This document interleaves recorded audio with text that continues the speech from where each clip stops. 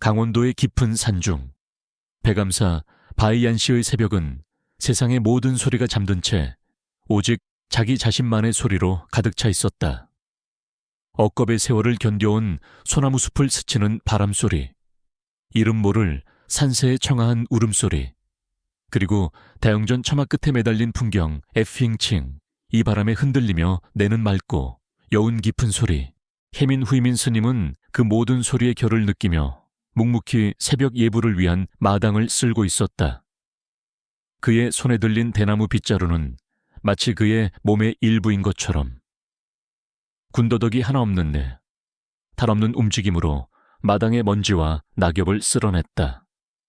그의 동작은 단순히 성실한 수행승의 그것이라고 하기에는 너무나도 정제되어 있었다. 무게중심은 조금도 흐트러지지 않았고 모든 움직임은 최소한의 힘으로 최대한의 효율을 냈다. 그것은 오랜 수련으로 다져진 무도가의 몸짓, 혹은 극한의 상황에서 생존을 익힌 자의 본능적인 움직임과도 같았다. 5년 전 이 산사에 처음 발을 들였을 때 그는 이름도 과거도 없는 존재였다. 그를 거두어준 노승 라오생은 아무것도 묻지 않았고 그저 지혜롭고 민첩하게 살라는 뜻으로 혜민이라는 법명을 내려주었을 뿐이다. 그는 그 이름처럼 지난 5년간 침묵 속에서 자신을 갈고 닦으며 세상과 거리를 두었다. 빗자루질을 하던 그의 시선이 순간 멈췄다. 대웅전 지붕에 낡은 기와 한 장이 지난밤의 비바람에 살짝 들려 있었다. 다른 스님들은 누구도 눈치채지 못한 미세한 변화였다. 그는 또한 마당 한 구석, 흙 위에 남은 희미한 발자국을 보았다. 어젯밤 늦게 덩치 큰 멧돼지 한 마리가 절의 경계까지 내려왔다가 돌아간 흔적이었다. 그의 감각은 늘 이처럼 주변의 모든 변화를 스펀지처럼 흡수하고 분석하고 있었다. 그것은 승려의 평온함과는 어울리지 않는 날카롭게 벼려진 생존 본능이었다. 예불을 마친 후 스님들은 공양간에 모여 조촐한 아침 식사를 했다. 오직 바루 부, 유와 수저가 부딪히는 소리만이 들리는 고요한 식사 시간. 혜민은 밥알 하나하나에 깃든 농부의 땀과 자연의 은혜를 느끼며 묵묵히 공양을 들었다. 그의 맞은편에 앉은 주지 스님의 얼굴에 드리운 옅은 수심을 그는 놓치지 않았다. 최근 며칠 주지 스님의 이마에 그어진 주름이 더욱 깊어지고 있었다. 식사를 마친 후 주지 스님은 혜민을 조용히 불렀다. 혜민아, 잠시 나 좀 보자꾸나. 주지 스님의 거처는 작고 소박한 요사체였다. 방 안에는 낡은 경전들과 옅은 묵향만이 가득했다. 주지 스님은 혜민에게 차를 한 잔 권한 뒤 말없이 서랍에서 며칠 전에 도착한 등기우편 하나를 꺼내 보였다. 하얀 대봉투 위에는 태상건설 주식회사라는 선명한 글씨와 함께 법무법인의 직인이 찍혀 있었다. 에도 와스도구나. 주지 스님의 목소리는 씁쓸했다. 태상건설은 몇 년 전부터 이 백암사 부지를 눈독 들이고 있었다. 산의 전기를 끊어먹는 거대한 골프장과 최고급 리조트를 짓겠다는 것이 그들의 계획이었다. 그들은 처음에는 합리적인 보상을 제안하는 듯했지만 주지 스님이 거절하자 점차 압박의 수위를 높여왔다. 혜민은 봉투를 열어 내용물을 읽었다.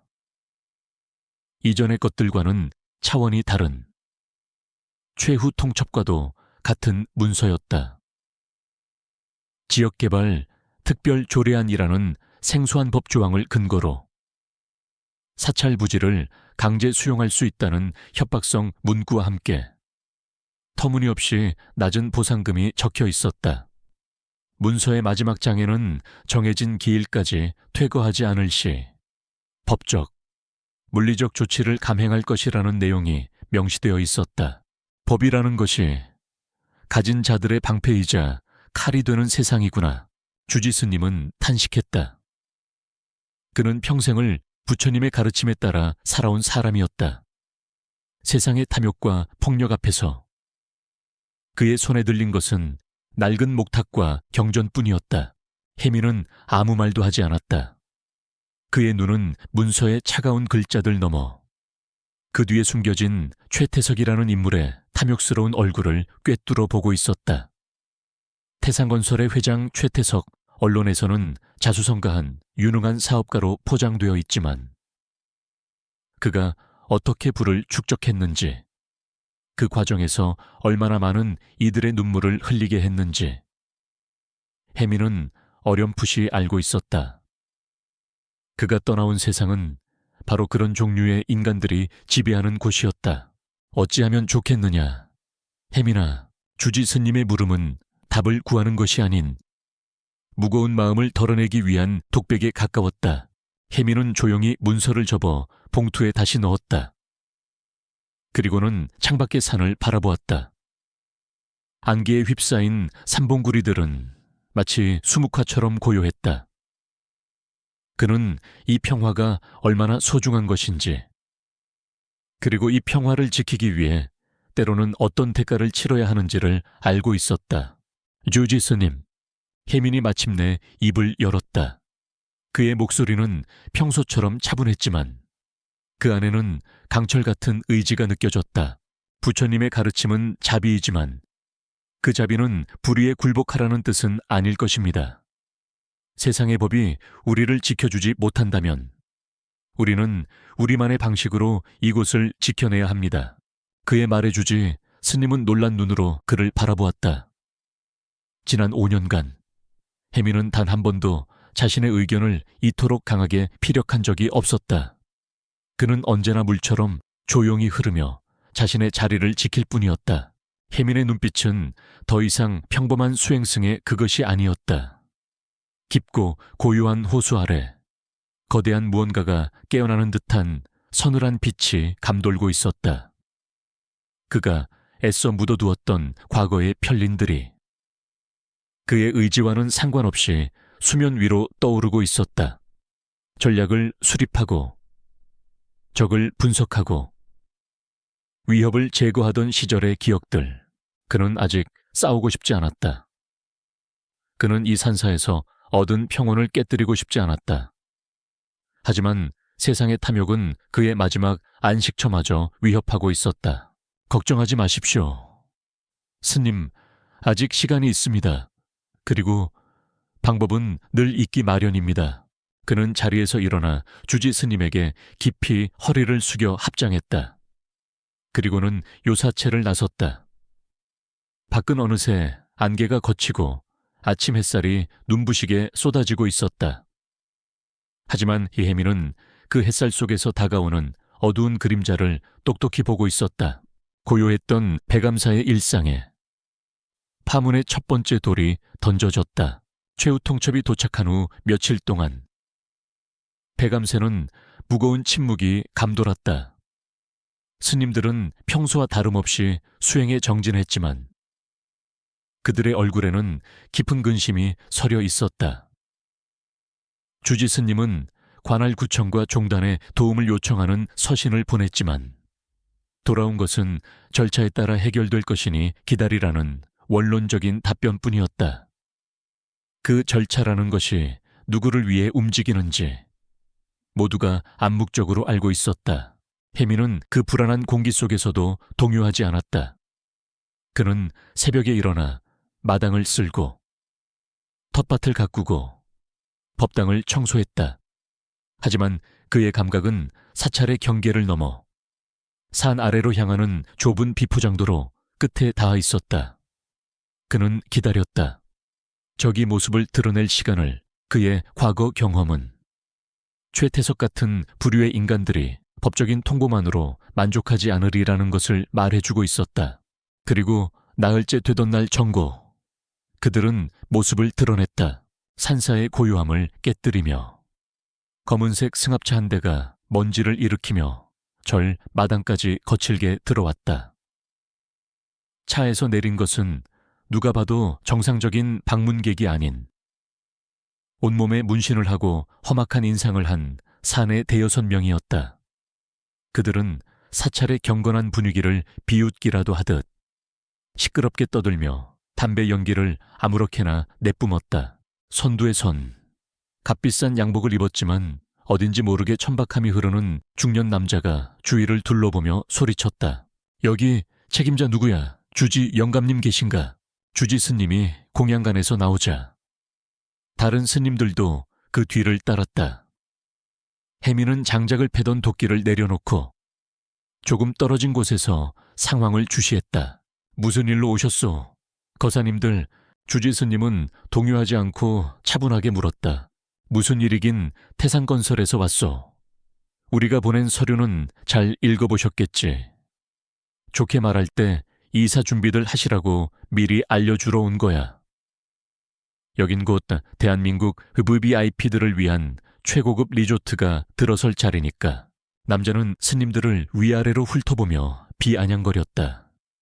그의 뒤에 있던 사내들은 희죽거리며 잘 가꾸어진 화단의 꽃을 발로 지식이거나 시주함에 침을 뱉는 등 노골적인 행패를 부리기 시작했다. 이곳은 천년의 역사를 이어온 부처님의 도량이오. 당신들이 함부로 더럽힐 수 있는 곳이 아니니 어서 돌아가시오. 주지 스님의 목소리는 낮았지만 그 안에는 단호함이 깃들어 있었다. 하 영감님이 아직 세상 물정을 모르시네. 돈이면 다 되는 세상이야. 이 낡아빠진 절간이 얼마짜리 땅 위에 앉아있는 줄 알기나 해. 남자는 조롱하며 주지 스님에게 한 발짝 다가섰다. 바로 그때 옆에 있던 나이 지긋한 노스님 한 분이 그의 앞을 막아서며 소리쳤다. 무례하다. 당장 물러서지 못할까? 그것은 실수였다. 위협과 폭력에 익숙한 그들에게 노스님의 저항은 귀찮은 방해물일 뿐이었다. 양복 입은 남자는 귀찮다는 듯이 노스님의 어깨를 거칠게 밀쳤다. 어디 늙은이가 끼어들어. 균형을 잃은 노스님이 뒤로 넘어지며 마당의 돌부리에 머리를 부딪혔다. 큰 상처는 아니었지만 이마에서 붉은 피가 흘러내렸다. 스님들 사이에서 낮은 탄식이 터져 나왔다. 선을 넘었다. 그 순간까지 미동도 없이 서 있던 혜민의 눈빛이 변했다. 그의 온몸에서 평온한 기운이 사라지고 그 자리에 얼음처럼 차갑고 날카로운 무언가가 들어섰다. 대호 스님, 한 젊은 스님이 쓰러진 노스님에게 달려가려던 순간 양복 남자의 부하 하나가 그의 앞을 막아서며 주먹을 치켜들었다. 움직이지 마, 새끼야. 주먹이 스님의 얼굴을 향해 날아가는 찰나 바람이 이는가 싶더니 혜민이 그들 사이에 서 있었다. 언제 움직였는지, 어떻게 그 거리를 좁혔는지 아무도 인식하지 못했다. 혜민은 날아오는 주먹을 손바닥으로 가볍게 받아냈다. 아니, 받아낸 것이 아니었다. 그는 주먹의 궤도를 살짝 틀어 그 힘을 역이용했다. 사내의 몸이 엿가락처럼 휘며 제풀의 중심을 잃고 바닥에 나뒹굴었다. 뭐야 이 새끼는. 당황한 다른 사내들이 일제히 혜민에게 달려들었다. 한 명은 허리춤에서 쇠 파이프를 꺼내 휘둘렀다. 혜민은 상체를 살짝 숙여 쇠 파이프를 피하는 동시에 상대의 손목 관절을 손가락으로 정확하게 찔렀다. 악 하는 비명과 함께 사내는 쇠 파이프를 떨어뜨렸다. 혜민은 떨어지는 파이프를 왼손으로 잡아 달려들던 다른 사내의 오금을 가볍게 쳤다. 사내는 비명을 지르며 무릎을 꿇었다. 그의 움직임에는 분노나 살기가 없었다. 마치 흐르는 물처럼 혹은 휘몰아치는 바람처럼 자연스럽고 절제되어 있었다. 그는 최소한의 동작으로 상대의 힘과 무게를 이용하여 가장 효율적인 방식으로 그들을 무력화시켰다. 가격하는 부위는 언제나 급소를 피한 관절이나 신경다발이었다. 뼈를 부러뜨리거나 피를 흘리게 하지 않으면서 극심한 고통과 함께 전투불능 상태로 만드는 기술. 그것은 살인이 아닌 제압을 목적으로 수련된 자만이 보여줄 수 있는 경지였다. 불과 10여 초 만에 5명의 장정이 마당 곳곳에 쓰러져 고통스럽게 신음하고 있었다.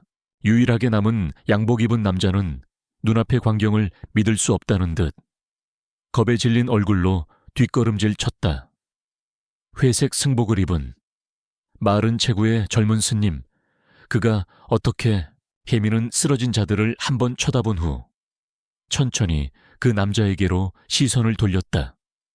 그의 눈은 깊고 고요했지만 그 안을 들여다본 남자는 온몸의 피가 얼어붙는 듯한 공포를 느꼈다. 저것은 인간의 눈이 아니었다. 모든 감정이 제거된 채 오직 상대를 분석하고 평가하는 맹수의 눈빛이었다. 혜미는 조용히 입을 열었다. 그의 목소리는 풍경 소리처럼 맑았지만 그 내용은 칼날처럼 서늘했다. 여기는 부처님의 집입니다. 다시는 더럽히지 마십시오. 그는 바닥에 떨어진 쇠 파이프를 주워 두 손으로 가볍게 구부렸다. 단단한 강철 파이프가 우두둑 소리를 내며 활처럼 휘어졌다. 돌아가서 당신의 주인에게 전하십시오. 이곳은 당신들이 넘볼 수 있는 곳이 아니라고. 남자는 히익 소리를 내며 그대로 주저앉았다. 그는 공포에 질려 허둥지둥 기어가다시피 일어나 쓰러진 부하들을 챙길 생각도 하지 않고 승합차를 향해 도망쳤다. 잠시 후 다른 사내들도 고통을 참으며 절뚝거리며 일어나 비명을 지르며 그의 뒤를 따랐다. 검은 승합차가 황급히 산길을 내려가는 것을 마지막으로 백암새는 다시 침묵이 찾아왔다. 하지만 그것은 이전과는 다른 무겁고 당혹스러운 침묵이었다. 모든 스님들의 시선이 한 곳에 쏠려 있었다. 쓰러진 대호 스님을 부축해 일으키고 있는 혜민에게 그는 방금 전에 무시무시한 모습을 지운 채 다시 평범하고 과묵한 수행승의 모습으로 돌아와 있었다. 주지 스님은 피를 흘리는 대호 스님을 걱정스럽게 살피면서도 혜민에게서 시선을 떼지 못했다. 그의 눈에는 놀라움이나 두려움이 아닌 깊은 슬픔과 연민이 담겨 있었다. 마치 결국 이렇게 되고 마는구나라고 말하는 듯했다. 혜민은 주지 스님의 시선을 피했다. 그는 5년 동안 애써 닫아두었던 판도라의 상자가 결국 열리고 말았음을 직감했다. 백암새 피바람이 스치고 지나간 이틀 후 서울의 한복판 인터넷 언론사 진실의 목소리. 편집국은 여느 때처럼 마감 전쟁으로 분주했다.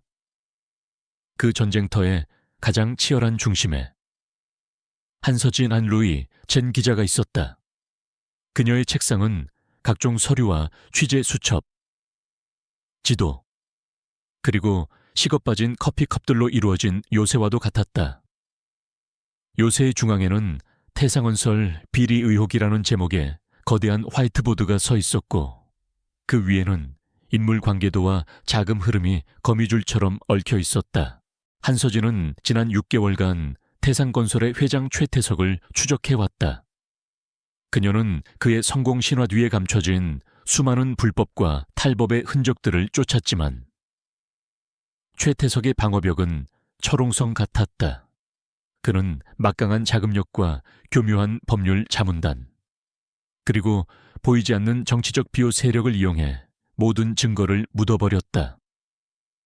서진은 번번이 벽에 부딪혔고 편집국장의 압박은 날이 갈수록 심해지고 있었다. 그때 그녀의 휴대폰이 짧게 진동했다. 경찰청에 근무하는 그녀가 삼촌이라고 부르는 정보원에게서 온 문자였다. 조카, 재미있는 이야기 하나. 강원도 쪽 태상건설 용역 애들이 며칠 전 산속 절간에 갔다가 귀신한테 홀려서 왔다는 소문. 몇 놈은 갈비뼈 나가고 팔이 빠졌는데 경찰에는 서로 술 먹고 싸웠다고 진술함. 뭔가 이상하지. 서진의 눈이 가늘어졌다. 귀신 21세기에 가당찮은 이야기였다.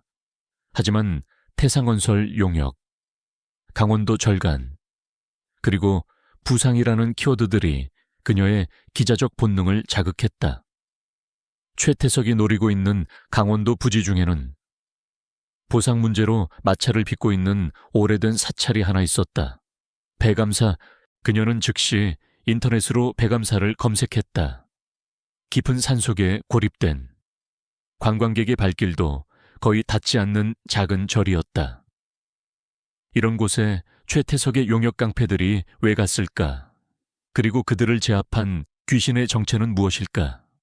그것은 분명 평범한 승려들이 할 수 있는 일이 아니었다. 국장님, 저 강원도에 좀 다녀오겠습니다. 하루면 됩니다.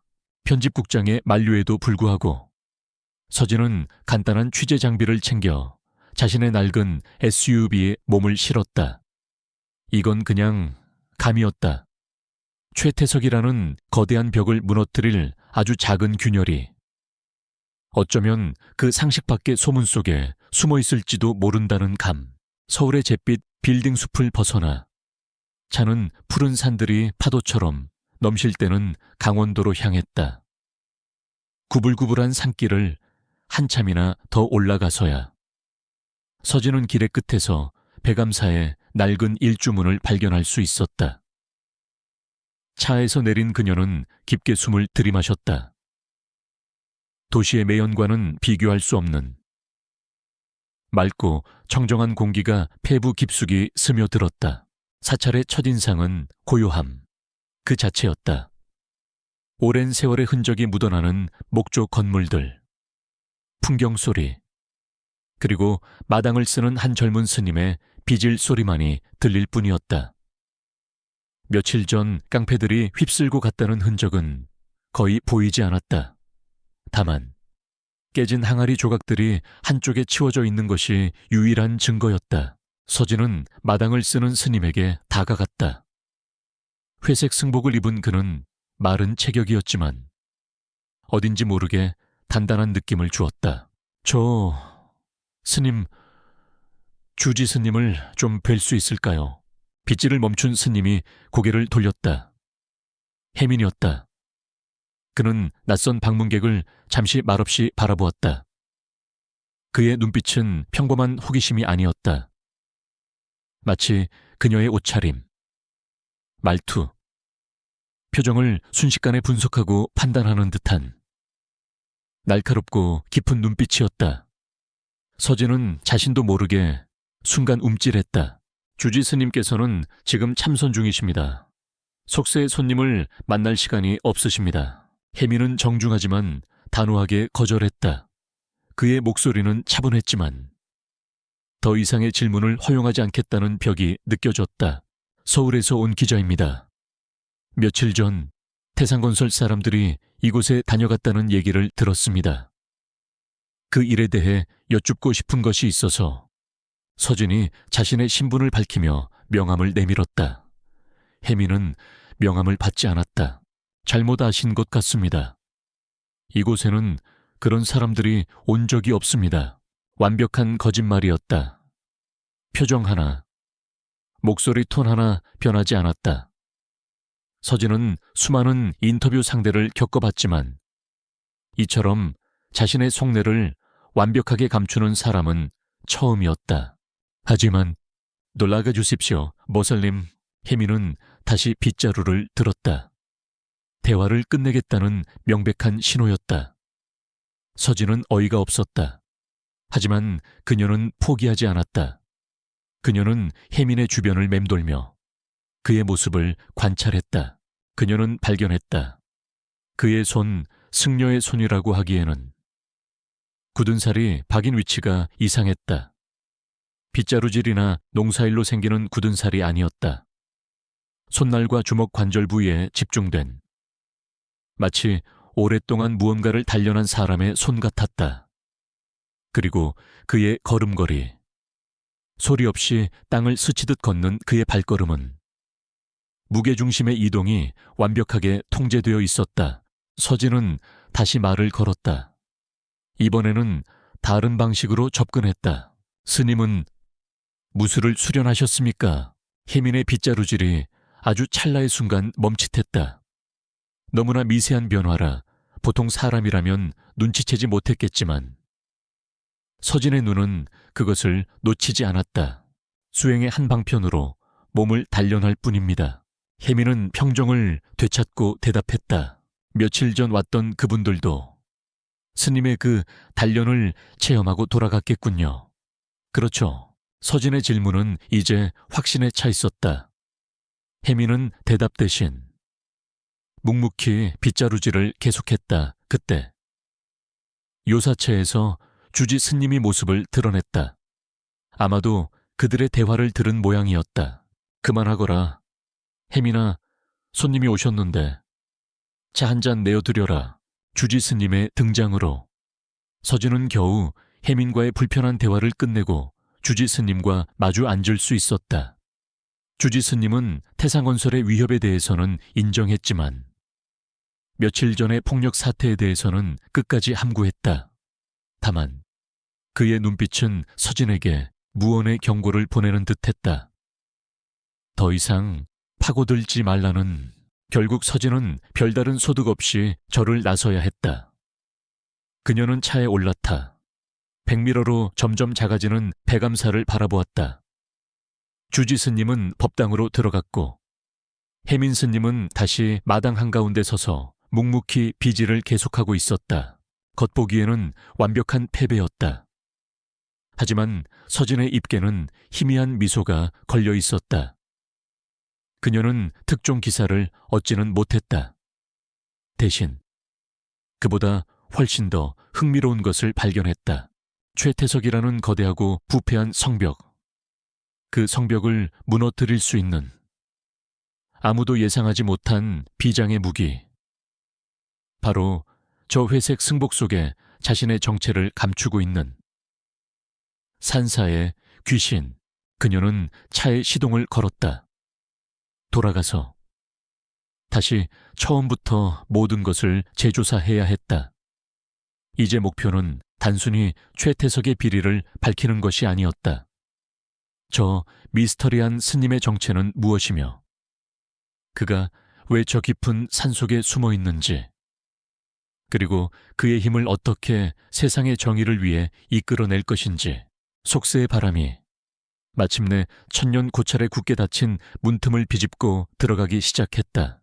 한서진이 떠난 후 백암새는 다시 불안한 평화가 찾아왔다. 깡패들의 행패는 더 이상 없었지만 스님들은 보이지 않는 위협에 더욱 신경을 곤두세웠다. 혜민은 묵묵히 자신의 소임을 다하면서도 마음 한편으로는 한서진이라는 변수를 계산하고 있었다. 그녀는 예리한 칼날 같았다. 잘 쓰면 적을 벨 수 있지만 잘못 다루면 자신을 베일 수도 있는 양날의 검. 며칠 후 최태석의 두 번째 공격이 시작되었다. 이번에는 폭력이 아닌 법의 얼굴을 한 채였다. 군청에서 나왔다는 공무원 대여섯 명이 번쩍이는 관용차를 타고 절 마당으로 들어섰다.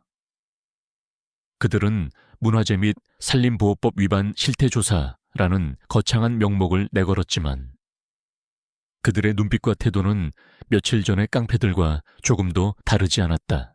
그들은 사찰 곳곳을 훑어보며 트집을 잡기 시작했다. 수백 년 된 해우소 화장실은 불법 건축물이 되었고 스님들이 손수 가꾼 텃밭은 산림 훼손이 되었다. 대웅전의 낡은 기와를 보수하기 위해 쌓아둔 목재들은 소방법 위반이라는 딱지가 붙었다. 그들의 손에 들린 법전은 그들의 탐욕을 정당화하기 위한 도구에 불과했다. 주지 스님은 침착하게 해명하려 했지만 그들은 들으려 하지 않았다. 조사를 이끌던 과장이라는 자는 노골적으로 주지 스님을 압박했다. 스님, 법은 법입니다. 이 모든 위반 사항에 대해 시정 명령이 나갈 것이고 기한 내에 이행하지 않을 시에는 사찰 폐쇄 조치까지 고려할 수 있습니다. 그것은 사형 선고나 다름없었다. 수백 년 된 건물을 허물고 텃밭을 원상 복구하라는 것은 사실상 저를 떠나라는 말이었다. 주지 스님의 얼굴이 하얗게 굳었다. 스님들의 얼굴에도 절망감이 번졌다. 물리적인 폭력보다 이렇게 교묘하게 법의 이름으로 옥죄어 오는 압박이 훨씬 더 무섭고 잔인했다. 혜미는 그 모든 과정을 말없이 지켜보았다. 그의 머릿속은 그 어느 때보다 빠르고 차갑게 회전하고 있었다. 그는 최태석의 전략을 완벽하게 읽어냈다. 1차적인 물리적 충격으로 겁을 주고 그것이 통하지 않자 2차적으로는 부패한 행정 권력을 이용해 합법적으로 숨통을 조여오는 방식. 이것은 그가 과거에 상대했던 권력형 부패 세력들이 즐겨 쓰던 수법이었다. 그는 깨달았다. 자신의 무술 실력은 이런 종류의 공격 앞에서는 무용지물이었다. 시정명령서를 주먹으로 찢어버릴 수는 없는 노릇이었다. 이 싸움에서 이기기 위해서는 그들의 운동장에서 그들의 방식으로 싸워서는 안 되었다. 판 자체를 뒤엎어야 했다. 적의 심장부를 직접 타격해야만 했다.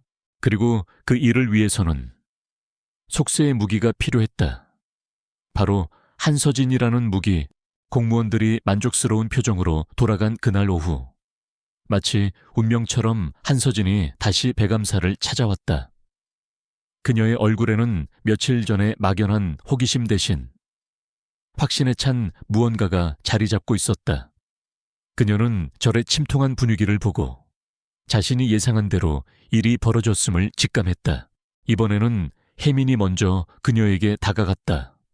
그는 다른 스님들의 눈을 피해 사찰 뒤편의 한적한 대숲으로 그녀를 이끌었다. 수천 개의 대나무 잎이 바람에 스치는 소리가 두 사람 사이에 침묵을 채웠다. 오늘 군청 사람들이 다녀갔습니다. 서진이 먼저 입을 열었다. 알고 있습니다. 제가 당신을 찾아온 이유이기도 합니다. 혜미는 그녀의 눈을 똑바로 보았다.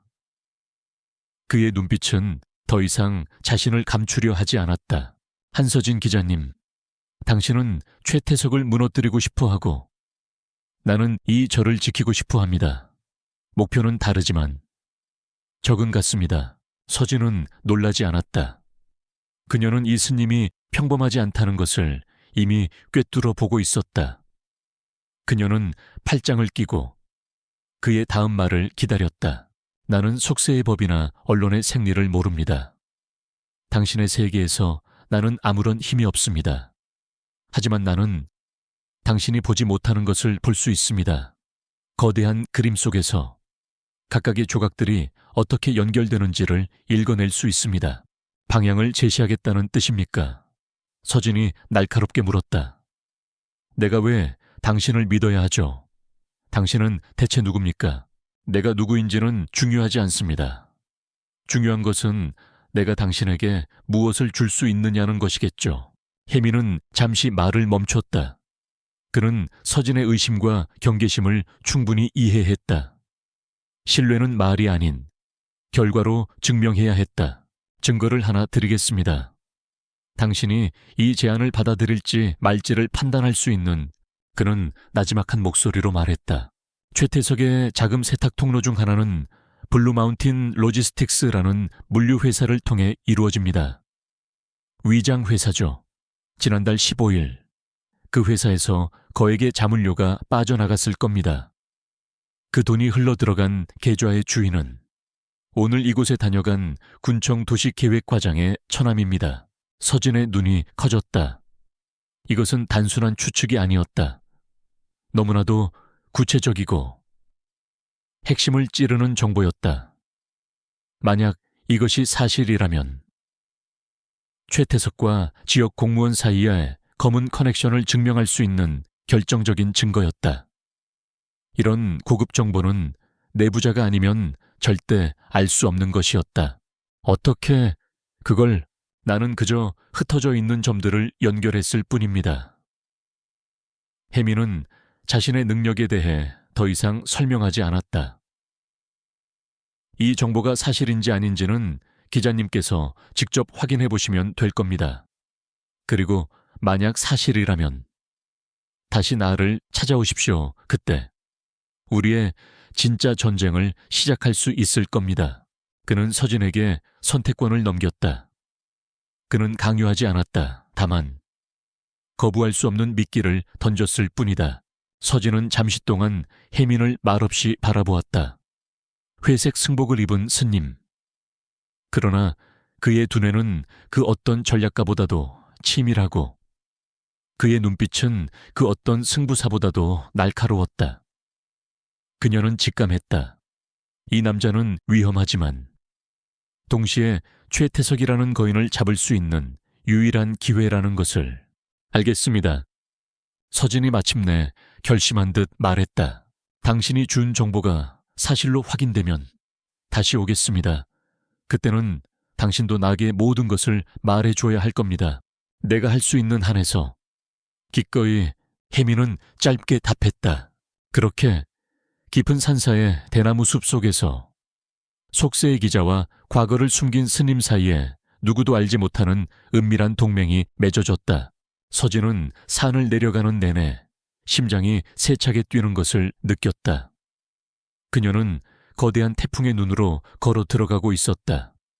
하지만 이상하게도 두렵지 않았다. 오히려 가슴 벅찬 전율을 느꼈다.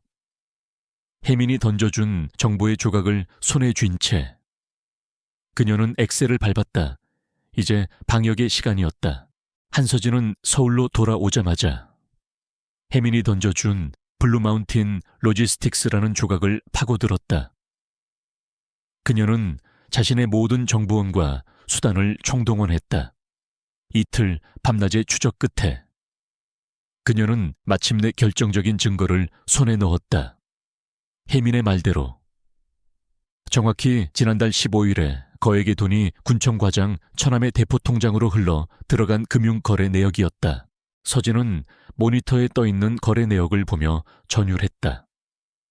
그 스님은 단순한 무술고수가 아니었다.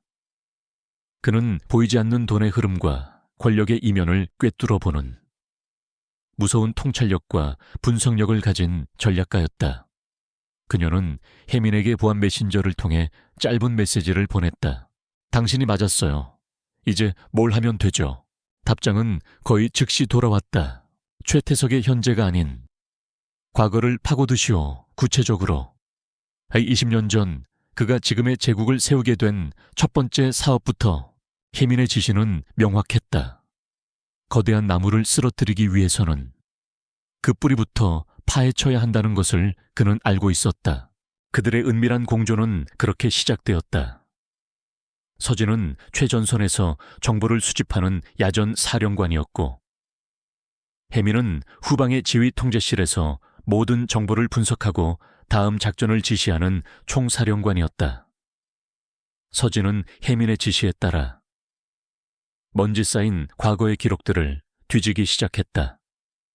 20년 전의 신문기사, 낡은 등기부등본 서류, 그리고 잊혀진 사건 기록들.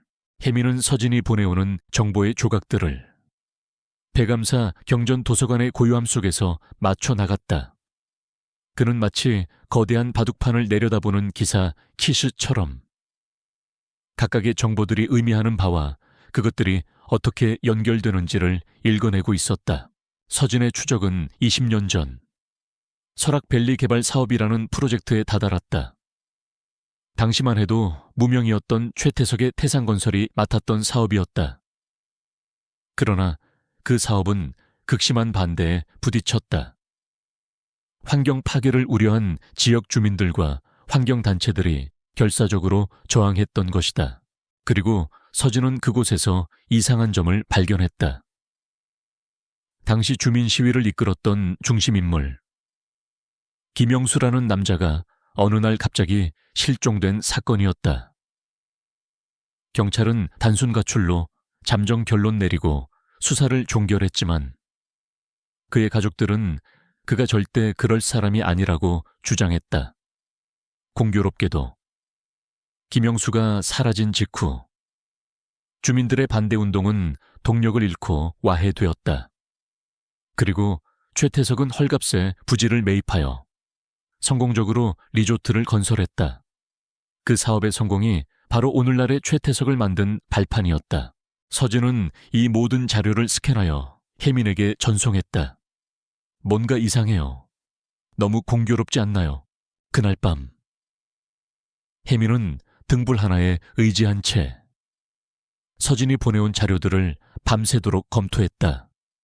그의 머릿속에서 20년 전의 실종 사건과 오늘날 배감사를 향한 최태석의 집요한 압박이 하나의 선으로 연결되기 시작했다. 최태석은 왜 하필 배감사 부지에 그토록 집착하는가? 주변에는 리조트를 지을 만한 다른 부지들도 얼마든지 있었다. 그런데 왜 굳이 수많은 스님들을 내쫓으면서까지 이 오래된 사찰의 땅을 원했던 것일까? 그것은 단순히 사업적 가치 때문만이 아니었다. 그는 이 땅을 파헤치고 콘크리트를 들이부어 그 아래에 있는 무언가를 영원히 덮어버려야만 했던 것이다. 혜민의 등줄기에 서늘한 소름이 돋았다. 그는 하나의 끔찍한 가설에 도달했다. 다음 날 새벽 그는 서진에게 메시지를 보냈다. 김영수 씨의 시신은 아직 발견되지 않았소. 서진은 이른 아침부터 혜민의 메시지를 받고 잠이 깼다. 네, 그렇죠. 그래서요. 최태석이 배감사 부지를 원하는 진짜 이유. 그곳이 바로 김영수 씨가 묻혀있는 장소이기 때문이요. 서진은 메시지를 읽는 순간 온몸의 피가 차갑게 식는 것을 느꼈다. 말도 안 되는 이야기였다. 하지만 혜민이 제시한 가설은 지난 몇 주간 그녀를 괴롭혔던 모든 의문점들을 완벽하게 설명해주고 있었다. 최태석의 상식 밖의 집착, 그리고 20년 전의 의문스러운 실종 사건, 그걸 어떻게 증명하죠? 심증만으로는 증명할 필요 없소. 최태석 스스로 증명하게 만들면 되니까. 혜민의 다음 메시지는 그녀의 허를 찔렀다. 그는 방어할 생각을 하고 있지 않았다. 처음부터. 그는 공격할 계획을 세우고 있었던 것이다. 이제부터 우리의 목표는 최태석의 과거를 캐는 것이 아니오. 그가 자신의 무덤을 직접 파게 만드는 것이지. 한 기자님이 해주셔야 할 일이 있어. 혜민은 서진에게 다음 계획을 전달했다. 그것은 매우 대담하고 위험한 계획이었다. 최태석이라는 잠자는 맹수의 코털을 정면으로 건드리는 것과도 같았다. 서진은 잠시 망설였다. 이 스님은 그녀를 점점 더 깊고 어두운 세계로 이끌고 있었다. 하지만 그녀는 이미 돌아갈 수 없는 강을 건넜다. 그녀의 가슴 속에서 진실을 향한 기자의 투지가 두려움을 압도했다. 알겠습니다. 당신을 믿어보죠. 서진이 답장을 보냈다. 며칠 후 그녀가 운영하는 인터넷 신문 진실의 목소리에 작은 기사 하나가 올라왔다. 단독 20년 전 설악밸리 실종자 김영수. 재조명 태상건설 개발 비리와 연관 의혹. 기사는 아직 구체적인 증거를 제시하지는 않았다. 다만 잊혀졌던 과거의 사건을 다시 수면 위로 끄집어내고 의혹을 제기하는 수준이었다. 하지만 이것만으로도 충분했다. 최태석에게 이 기사는 단순한 의혹 제기가 아니었다. 그것은 자신의 가장 깊은 비밀을 누군가가 알고 있다는 서늘한 경고장이었다. 그날 오후 태상건설 회장실. 최태석은 자신의 태블릿 PC에 뜬 기사를 보며 분노로 얼굴을 일그러뜨렸다. 그의 눈빛은 이성을 잃은 맹수처럼 번뜩이고 있었다. 어떤 연놈들이 감히. 그는 비서실장을 호출했다. 당장 이 기사 쓴 한서진이라는 기자년 뒷조사에, 그리고 배감사, 그 절간에 있는 땡중 놈들, 하나도 남김없이 샅샅이 파헤쳐 그놈들 중에 뭔가 있어. 아주 거슬리는 놈이 잠자던 사자가 마침내 포효하기 시작했다. 혜민과 서진의 싸움은 이제 새로운 국면으로 접어들고 있었다. 그들은 어둠 속에 숨겨져 있던 괴물의 영린을 건드리고 말았다. 한서진의 기사가 올라온 지 1시간도 차에 되지 않아. 최태석의 제국은 거칠게 반응하기 시작했다. 태상건설의 펜트하우스 집무실에서 최태석은 최고급 오크 원목으로 만들어진 책상을 주먹으로 내리쳤다. 수천만 원을 호가하는 책상이 비명을 질렀다.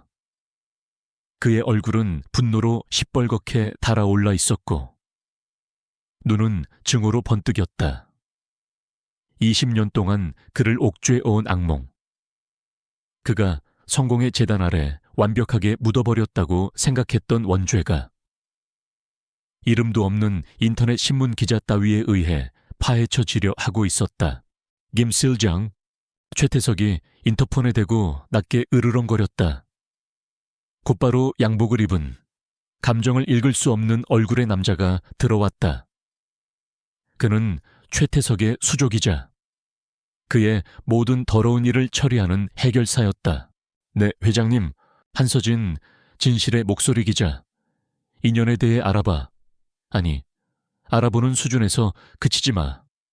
숨도 못 쉬게 만들어.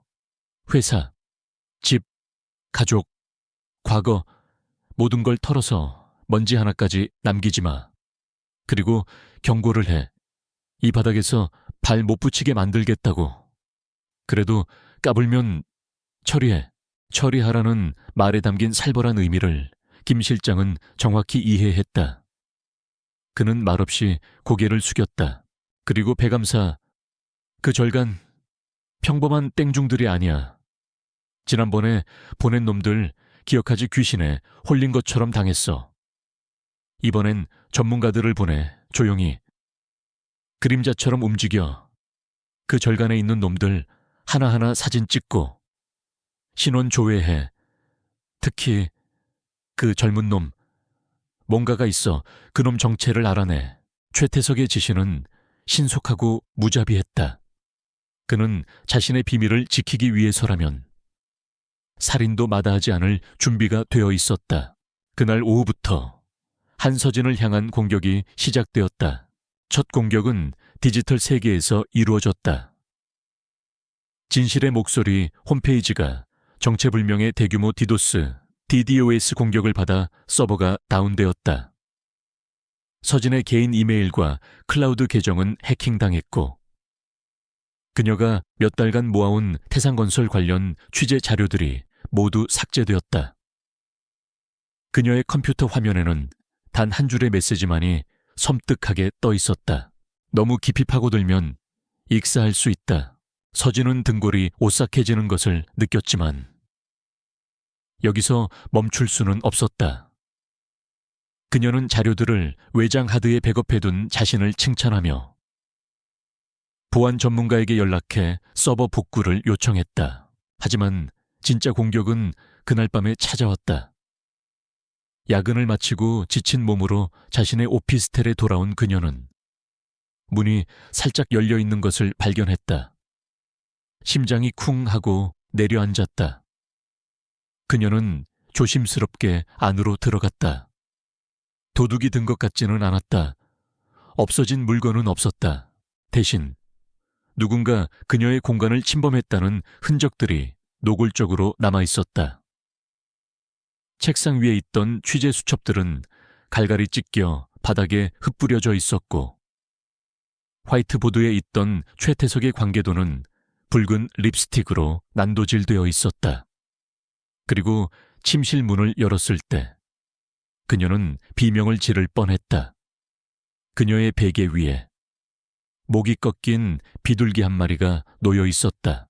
명백한 경고였다. 다음은 너의 차례라는. 서진은 공포에 질려 경찰에 신고하려다 간신히 손을 멈췄다. 경찰에 신고해봤자 최태석의 입김이 닿은 그들이 제대로 수사할 리 없었다. 오히려 그녀의 위치만 더 노출될 뿐이었다. 그녀는 떨리는 손으로 문을 걸어 잠그고 밤새 뜬 눈으로 공포와 싸워야 했다. 다음 날부터는 미행이 시작되었다. 출근길에도, 취재를 위해 이동할 때도. 검은색 세단 한 대가 유령처럼 그녀의 차 뒤를 따라붙었다. 최태석은 그녀의 모든 것을 감시하며 그녀를 심리적으로 완전히 고립시키고 파괴하려 하고 있었다. 같은 시각 백암새도 보이지 않는 위협이 스며들고 있었다. 최태석이 보낸 전문가들은 지난번의 깡패들과는 질적으로 달랐다. 그들은 등산객으로 위장한 채 사찰 주변에 상이 슬게 잠복했다. 고성능 망원 렌즈가 달린 카메라가 스님들의 일거수일투족을 촬영했고 무선 도청 장치가 그들의 대화를 엿들으려 했다. 그들의 주요 목표는 단연 혜민이었다. 하지만 그들은 상대를 잘못 골랐다. 혜민은 그들이 나타난 첫날 그들의 존재를 즉시 감지했다. 그의 훈련된 감각은 평범한 등산객과 목적을 숨긴 감시자를 구분해냈다. 그는 산새들의 울음소리가 미세하게 달라진 것, 나무잎이 부자연스럽게 흔들리는 것만으로도 그들의 위치를 파악했다. 그는 다른 스님들에게 경고했다. 당분간은 법당과 요사체를 벗어나지 마십시오. 산에는 맹수가 나타났습니다. 그는 감시자들의 눈을 피해 마치 안개처럼 움직였다.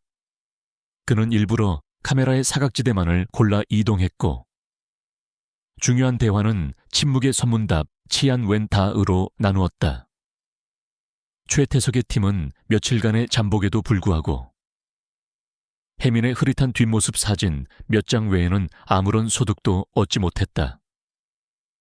그들이 찍은 사진으로 안면 인식 프로그램을 돌렸지만 결과는 일치하는 데이터 없음이었다. 혜민이라는 남자는 대한민국에 존재하지 않는 유령과도 같았다. 이 사실을 보고받은 최태석은 분노를 터뜨렸다. 미스터리한 존재는 그의 통제욕을 자극했고 공포심을 불러일으켰다. 그날 밤 극심한 공포와 압박감에 시달리던 서진은 혜민에게 보안 메시지를 보냈다. 그녀는 자신이 겪은 모든 일을 털어놓았다. 그들이 내 집에 들어왔었어요. 미행도 붙었고요. 너무 무서워요. 내가 계속할 수 있을까요? 혜민은 법당에 홀로 앉아 참선하고 있었다. 하지만 그의 마음은 고요하지 않았다. 그의 머릿속은 온통 다가올 싸움에 대한 수많은 시뮬레이션으로 가득 차 있었다. 그는 서진의 메시지를 읽고 잠시 눈을 감았다. 그는 그녀가 느끼고 있을 공포를 충분히 이해했다. 그는 답장을 보냈다. 그의 메시지는 짧았지만 이상한 안정감을 주는 힘이 있었다. 두려움은 적이 우리에게 원하는 감정입니다. 그들이 움직였다는 것은 우리가 그들의 아픈 곳을 정확히 찔렀다는 증거입니다. 당신은 혼자가 아닙니다. 계속 가야 합니다. 지금부터는 평소에 다니지 않는 길로 다니고 주기적으로 차를 세워 뒤를 확인하시오. 집에 들어가기 전에는 항상 주변을 살피고 누군가와 통화할 때는 절대 중요한 이야기를 하지 마시오. 이것은 전쟁입니다. 그리고 전쟁에서 살아남는 법을 이제부터 배우셔야 합니다. 서진은 그의 메시지를 읽고 떨리는 마음을 다잡았다. 그는 단순한 위로를 건네지 않았다. 대신 생존을 위한 구체적인 지침을 주었다. 그 차가운 현실감이 오히려 그녀에게 용기를 주었다. 그래, 이것은 전쟁이다. 그리고 나는 이 전쟁에서 도망치지 않을 것이다. 그녀는 창밖을 내다보았다. 자신을 감시하는 검은 세단이 가로등 불빛 아래 희미하게 보였다. 그녀는 더 이상 두렵지 않았다. 대신 차가운 분노가 끓어올랐다. 깊은 산속의 스님과 거대 도시의 기자는 보이지 않는 끈으로 연결되어 공동의 적을 향한 결의를 다지고 있었다. 최태석의 방역은 그들을 위협했지만 역설적으로 그들의 동맹을 더욱 단단하게 만들고 있었다. 이제 그들은 단순한 협력자가 아닌 생사를 함께하는 전우가 되어가고 있었다. 최태석의 인내심은 바닥을 드러냈다. 한서진 기자의 끈질긴 추적과 유령처럼 정체를 알 수 없는 배감사의 승려. 그 두 가지 존재는 그의 목을 옥죄는 올가미처럼 느껴졌다. 특히 20년 전의 악몽을 들쑤시는 기사는 그의 이성을 마비시키기에 충분했다. 그는 더 이상 이 불확실한 게임을 계속할 생각이 없었다. 그는 판 자체를 엎어버리기로 결심했다.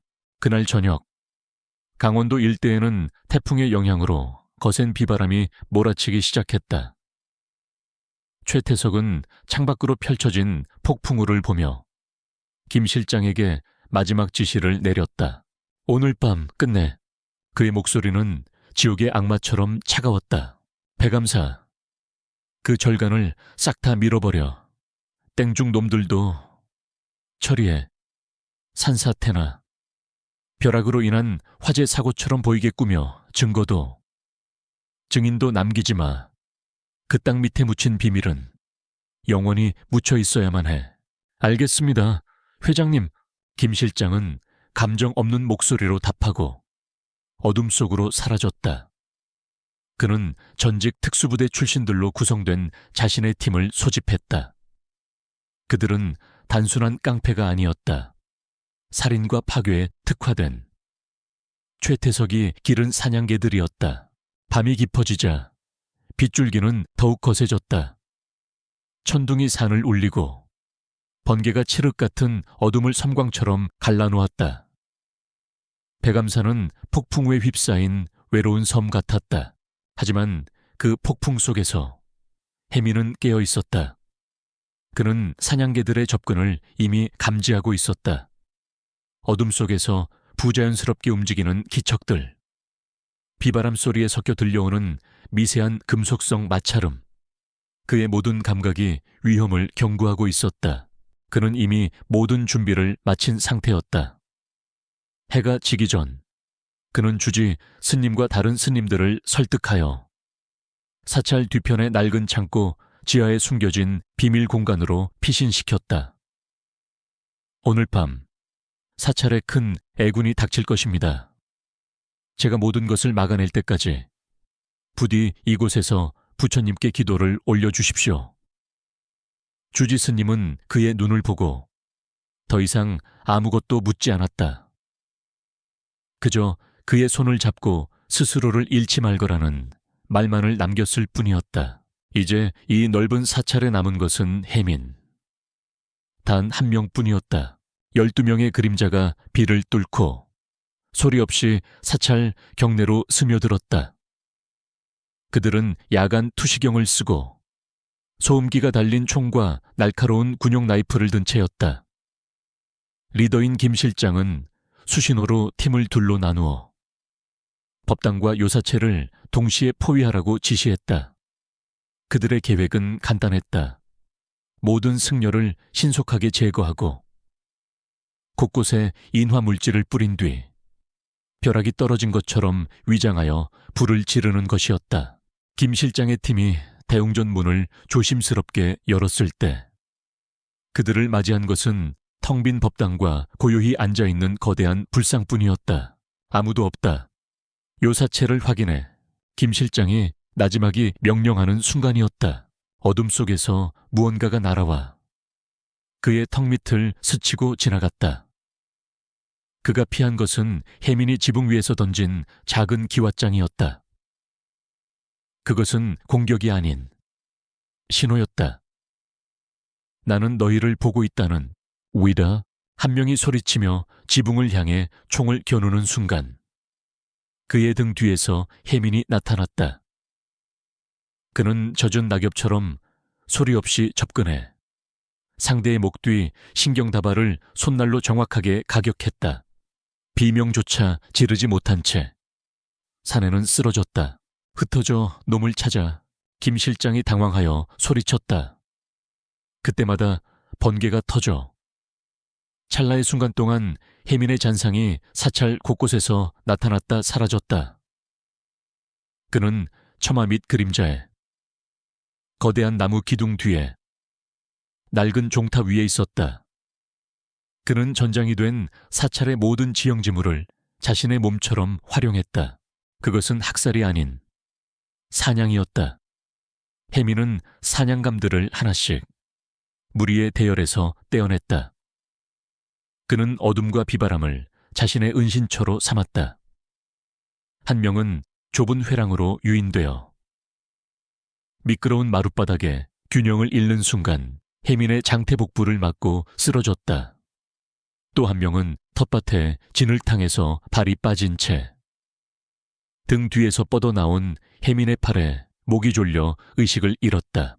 최태석의 팀은 극심한 혼란에 빠졌다.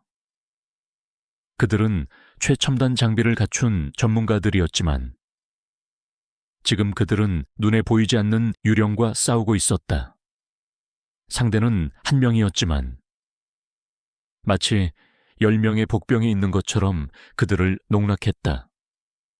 천둥 소리는 그들의 비명을 집어삼켰고 쏟아지는 비는 핏자국을 씻어내렸다.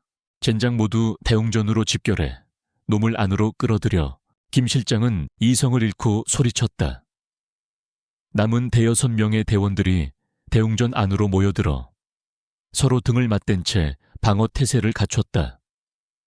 그들은 이제 혜민이 안으로 들어오기만을 기다렸다. 잠시 후 법당의 거대한 문이 삐걱거리며 열렸다.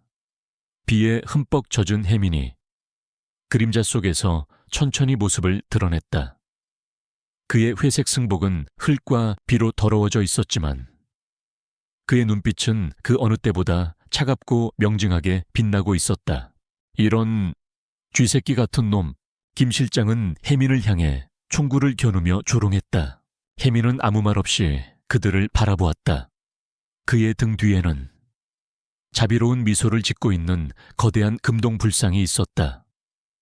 폭력과 살기가 가득한 공간 속에서 불상의 미소는 섬뜩할 정도로 평온했다.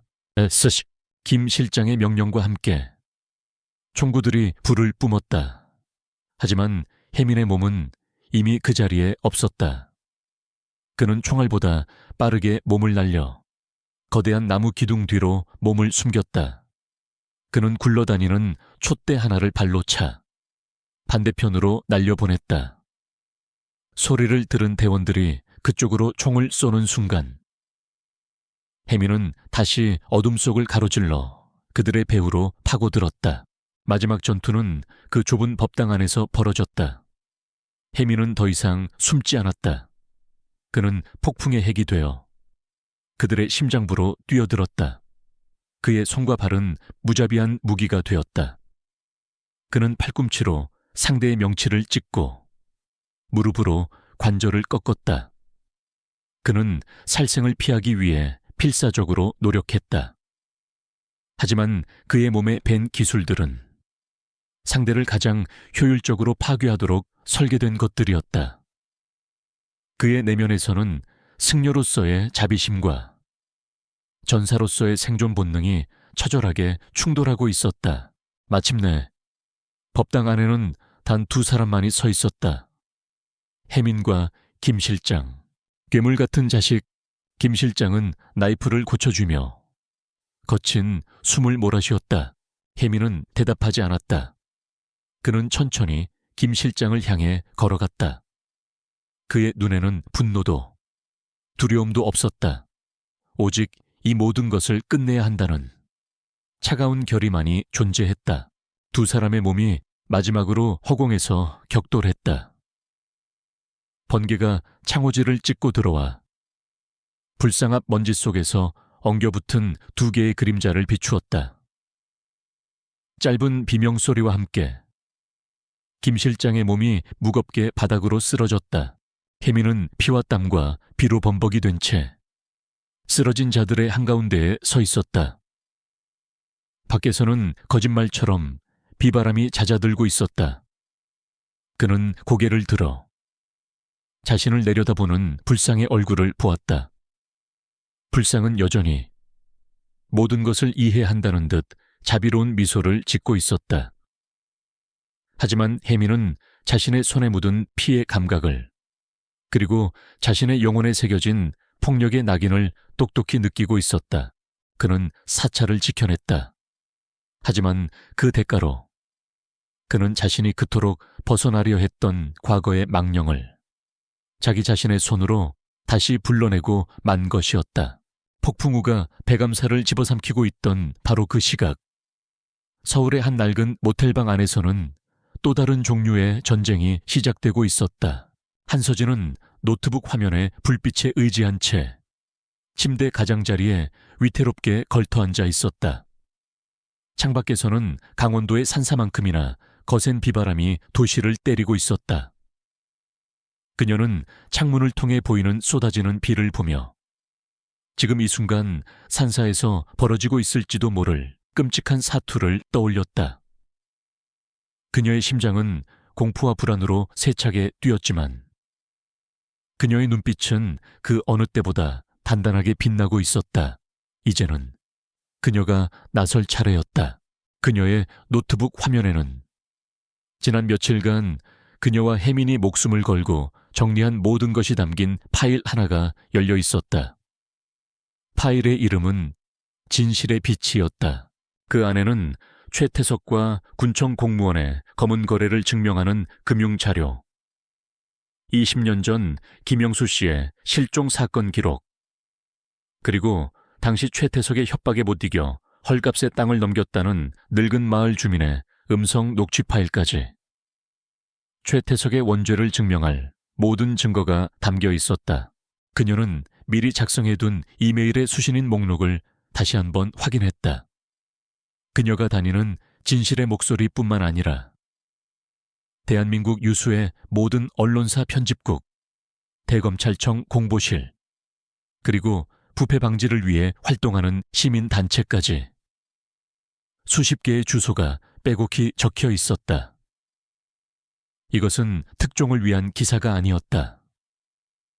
최태석이 그 어떤 권력과 돈으로도 막을 수 없는 거대한 사회적 공론의 불길을 지피기 위한 기폭 장치였다. 그녀는 마우스 커서를 보내기 버튼 위에 올려놓았다. 손가락이 가늘게 떨렸다.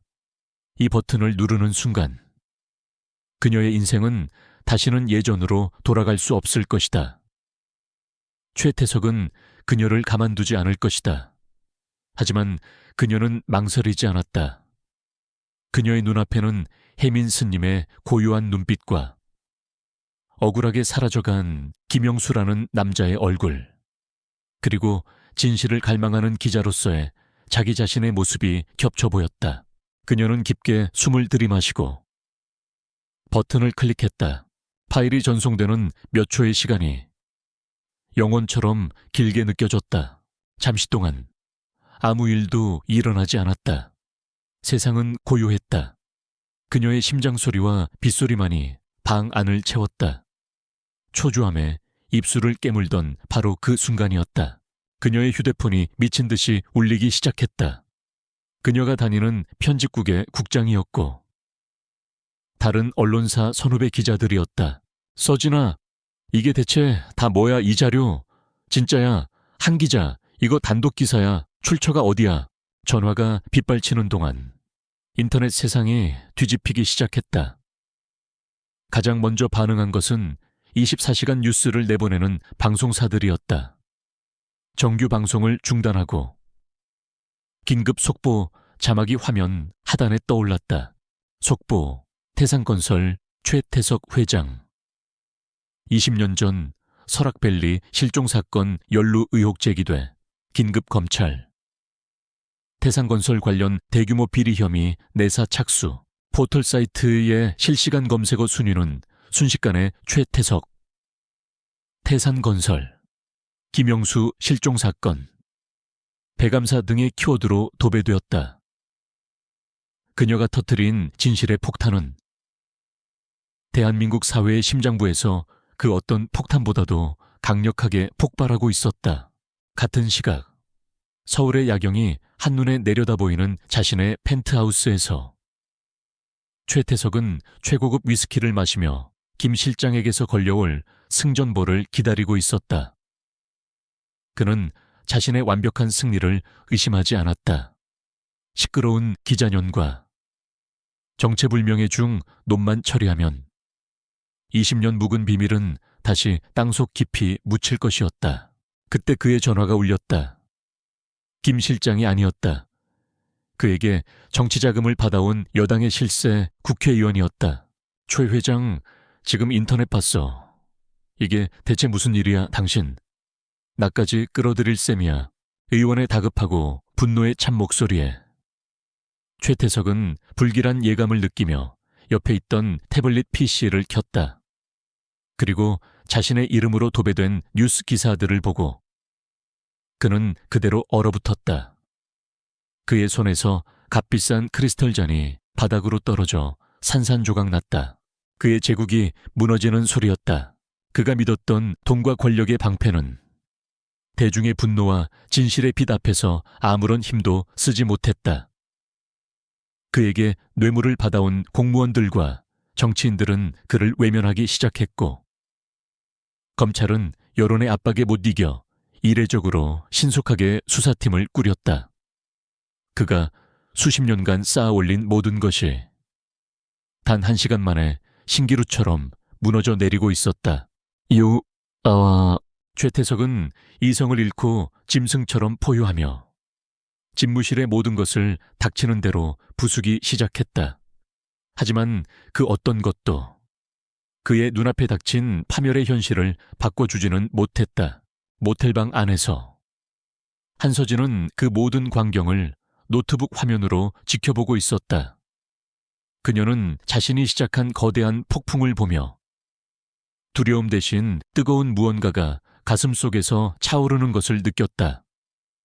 그것은 진실을 세상에 알린 기자만이 느낄 수 있는 숭고한 희열이었다. 그녀는 이겼다. 하지만 전쟁은 아직 끝나지 않았다. 그녀는 혜민에게 연락하기 위해 보안 메신저를 열었다. 그녀는 그의 생사가 너무나도 궁금하고 걱정되었지만 지금은 그 어떤 질문도 할 수 없었다. 그녀는 그저 짧은 메시지 하나만을 남겼다. 세상에 빛이 닿았습니다. 부디 무사하십시오. 그녀는 답장이 오지 않을 것을 알면서도 한참 동안이나 휴대폰 화면에서 눈을 떼지 못했다. 그녀는 기도했다. 어둠 속에서 자신에게 길을 알려준 그 남자가 자기 자신을 덮친 그 끔찍한 폭풍우 속에서 살아남기를. 거짓말처럼 폭풍우가 거친 새벽. 백암새는 처절한 정적이 내려앉았다. 동쪽 하늘이 옅은 빛으로 물들기 시작하자 지난밤의 아수라장이 비로소 그 모습을 드러냈다. 진흙탕이 된 마당에는 부러진 나뭇가지와 깨진 기와 조각들이 어지럽게 널려 있었고 그 한가운데에는 최태석의 사냥개들이 혜민이 찢어낸 옷가지에 손이 묶인 채 기절해 있거나 신음하고 있었다. 혜민은 쏟아지는 비를 밤새도록 맞은 채 대웅전 앞 돌계단에 미동도 없이 앉아 있었다. 그의 몸은 탈진 상태에 가까웠지만 그의 정신은 오히려 칼날처럼 예리하게 깨어 있었다. 그의 귀에는 아직도 살이 찢어지고 뼈가 부딪히는 소리가, 그의 손끝에는 상대를 제압하던 그 끔찍한 감각이 생생하게 남아 있었다. 그는 사찰을 지켰다. 하지만 동시에 그는 이 신성한 도량을 폭력으로 더럽혔다. 얼마나 지났을까? 산 아래에서부터 여러 대의 경찰차와 구급차의 사이렌 소리가 새벽의 정적을 깨뜨리며 다가왔다. 한서진이 보낸 익명의 제보와 언론 보도를 통해 사태의 심각성을 파악한 경찰이 마침내 움직인 것이었다. 경내로 들이닥친 경찰들은 눈앞의 광경에 할 말을 잃었다. 중무장한 전문 용병에 가까운 남자 10여 명이 단 한 명의 스님에게 완벽하게 제압당한 상황. 그들은 마치 거대한 곰이라도 마주친 듯 혜민을 경계하며 조심스럽게 다가왔다. 스님, 괜찮으십니까? 이게 대체 어떻게 된 일입니까? 한 형사가 믿을 수 없다는 표정으로 물었다. 혜민은 천천히 고개를 들었다. 그의 얼굴은 평온했지만 그의 눈은 깊은 슬픔에 잠겨 있었다. 괴한들이 사찰에 침입했습니다. 저는 그저 이곳을 지키려 했을 뿐입니다. 그는 더 이상 아무 말도 하지 않았다. 하지만 현장의 상황과 쓰러진 자들의 모습은 그가 한 말보다 훨씬 더 많은 것을 증명하고 있었다. 경찰들은 혜민을 더 이상 추궁하지 않았다. 대신 쓰러진 김 실장과 그 부하들을 체포하고 현장 조사를 시작했다. 그때 한 경찰의 무정에서 다급한 목소리가 흘러나왔다. 본청 태상건설 최태석 회장. 방금 자택에서 증거인멸 및 도주시도 중 긴급 체포 반복한다. 최태석 긴급 체포. 그 소식을 들은 혜민은 조용히 눈을 감았다. 길고 길었던 전쟁이 마침내 끝난 것이었다. 경찰들이 현장을 수습하는 동안 혜민은 비밀 공간으로가 다른 스님들을 모시고 나왔다. 스님들은 폐허처럼 변한 마당과 범죄자처럼 끌려나가는 괴한들을 보며 경악을 금치 못했다. 그들의 시선은 자연스럽게 혜민에게로 향했다. 그 눈빛 속에는 감사와 존경심, 그리고 이전에는 없었던 아주 작은 거리감이 섞여 있었다. 그는 더 이상 그저 조용한 막내 스님이 아니었다. 그들의 생명을 구한 수호자이자 그들이 이해할 수 없는 힘을 가진 존재였다. 모든 소란이 끝나고 경찰과 구급차가 떠난 후에야 백암새는 다시 아침이 찾아왔다. 하지만 그 아침은 예전과 같지 않았다. 혜민은 자신의 작은 방으로 돌아와 가부좌를 틀고 앉았다. 그는 명상을 통해 마음의 평정을 되찾으려 했지만 소용없었다. 눈을 감으면 지난밤의 폭력이 잔상처럼 떠올랐다. 그의 손은 기도하는 손이 아닌 사람을 해하는 무기가 되었다. 그는 부처님의 가르침을 지키기 위해 가장 잔인한 방식으로 부처님의 계율을 어겼다. 이 모순과 죄책감이 그의 영혼을 갉아먹고 있었다. 그때 방문이 조용히 열리며 주지 스님이 들어왔다. 그의 손에는 따뜻한 차가 담긴 찻잔이 들려 있었다. 주지 스님은 아무 말 없이 혜민의 앞에 앉아 그에게 차를 건넸다. 스님, 저는... 혜민이 고통스러운 목소리로 입을 열었다. 아바스 파기했습니다. 이 손으로 살생의 업을 지었고 부처님의 도량을 피로 더럽혔습니다. 저는 더 이상 스님으로 불릴 자격이 없습니다. 그는 고개를 숙인 채 차마 주지 스님의 얼굴을 볼 수 없었다. 주지 스님은 그의 말을 조용히 듣고 있다가 나지막이 말했다. 혜민아, 진정한 파괴 포제가 무엇이라 생각하느냐?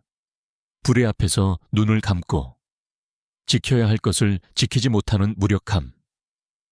나는 그것이야말로 가장 큰 파괴라 생각한다. 혜민은 놀라 고개를 들었다. 주지 스님의 눈은 깊고 따뜻한 자비로 가득 차 있었다. 니오는 폭력을 휘두른 것이 아니다. 너는 폭력으로부터 우리 모두를 지켜낸 것이다. 네가 휘두른 것은 분노의 칼이 아닌 자비의 방패였다. 주지 스님은 혜민의 떨리는 손을 자신의 주름진 손으로 부드럽게 감쌌다. 때로는 악을 베는 매서운 칼이 곧 중생을 구하는 활불 후오포의 손길이 되기도 하는 법이다. 너의 과거는 너의 죄가 아니다. 혜민아, 그것은 너에게 주어진 무거운 십자가이자 동시에 세상을 구할 수 있는 너만의 방편 비엔일지도 모른다. 주지 스님의 말은 혜민의 혼란스러운 마음속을 파고드는 한 줄기 빛과도 같았다. 그는 자신의 과거를 버리고 도망쳐 승려가 되려 했다. 하지만 주지 스님은 그에게 과거를 버리는 것이 아닌 끌어안고 나아가라고 말하고 있었다. 혜민의 눈에서 뜨거운 눈물이 흘러내렸다. 5년 전, 이 산사에 처음 들어온 이후 처음으로 흘리는 눈물이었다. 그것은 죄책감의 눈물이 아닌 구원의 눈물이었다. 그는 아직 완전한 평온을 찾지 못했다. 하지만 그는 이제 자신이 나아가야 할 길을 어렴풋이 볼 수 있었다. 그는 더 이상 과거로부터 도망치지 않을 것이다.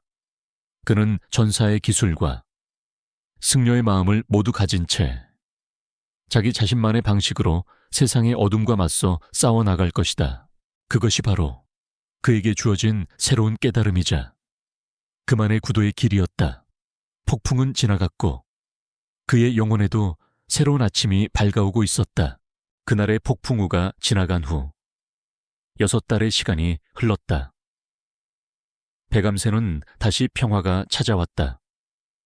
부서졌던 담장은 새로 쌓았고 짓밟혔던 화단에는 가을 국화가 흐드러지게 피어 있었다. 사찰은 이전의 고요함을 되찾았지만 그 안에는 미묘한 변화가 자리 잡고 있었다. 사람들의 발길이 조금씩 늘어난 것이다. 흉흉한 사건의 현장이 아닌 거대한 불의에 맞서 자신을 지켜낸 성지 쉥디를 찾아온 이들이었다. 최태석은 법의 심판을 받았다. 그가 백암사 부지에 그토록 집착했던 이유, 즉 20년 전 살해했던 김영수의 시신이 결국 사찰 인근 야산에서 발견되면서 그의 모든 죄악이 만천에 드러났다. 그는 건설비리와 주가 조작 혐의에 더해 살인 및 사체유기 혐의까지 추가되어 무기징역을 선고받았다. 그가 쌓아 올렸던 탐욕의 제국은 그렇게 한 줌의 죄도 남기지 않고 완벽하게 무너져 내렸다. 한서진 기자는 대한민국을 대표하는 탐사보도 전문 기자가 되었다. 그녀가 쓴 백암사 게이트 기사는 그 해의 기자상을 휩쓸었고 그녀의 이름 앞에는 진실의 파수꾼이라는 영광스러운 수식어가 붙었다. 그리고 혜민은 여전히 백암사의 스님이었다. 그는 예전처럼 새벽에 일어나 마당을 쓸고 예불을 드리고 묵묵히 자신의 수행을 이어갔다. 하지만 그는 더 이상 과거로부터 도망치지 않았다. 그는 자신의 모든 것을 받아들였다. 가을볕이 따사로운 어느 오후, 혜민은 젊은 행자승들에게 호신술 후 쉔슈의 기본 자세를 가르치고 있었다. 무술의 목적은 상대를 해하는 것이 아니다. 그것은 스스로를 지키고 나아가 지켜야 할 것을 지킬 힘을 기르는 것이다. 진정한 강함은 폭력이 아닌 부동심 부동신에서 나온다. 그의 목소리는 부드러웠지만 그의 동작은 여전히 날카롭고 정제되어 있었다. 그는 더 이상 자신의 힘을 숨기지 않았다. 대신 그 힘을 올바르게 사용하는 법을 가르치고 있었다. 주지 스님은 멀리서 그 모습을 바라보며 흐뭇한 미소를 지을 뿐이었다. 그때 낯익은 차 한 대가 산길을 올라와 절마당에 멈춰 섰다. 차에서 내린 것은 한서진 기자였다. 그녀는 예전의 날카롭고 긴장된 모습 대신 한결 부드럽고 여유로운 표정을 하고 있었다. 그녀의 손에는 작은 선물 꾸러미가 들려 있었다. 스님, 잘 지내셨어요. 서진은 혜민을 향해 밝게 웃으며 인사했다. 기자님이야말로 이제는 TV에서 더 자주 뵙는 것 같습니다. 혜민도 옅은 미소로 화답했다. 두 사람은 더 이상 비밀스러운 동맹이 아닌 함께 전쟁을 치른 오랜 전우처럼 편안해 보였다. 그들은 주지 스님과 함께 찻자리를 가졌다. 서진은 자신이 받은 상금의 일부를 백암사 복원기금으로 보시했다. 스님이 아니었다면 저는 아직도 최태석이라는 거대한 벽 앞에서 좌절하고 있었을 겁니다. 진실을 밝힐 용기를 주셔서 정말 감사합니다. 서진이 진심을 담아 말했다. 저야말로 기자님께 빚을 졌습니다. 펜의 힘이 칼의 힘보다 강하다는 것을 가르쳐 주셨으니까요. 혜민이 차분하게 답했다. 그는 서진이 가져온 선물을 풀어보았다. 그 안에는 오래된 병법서 빙파슈 한 권이 들어있었다.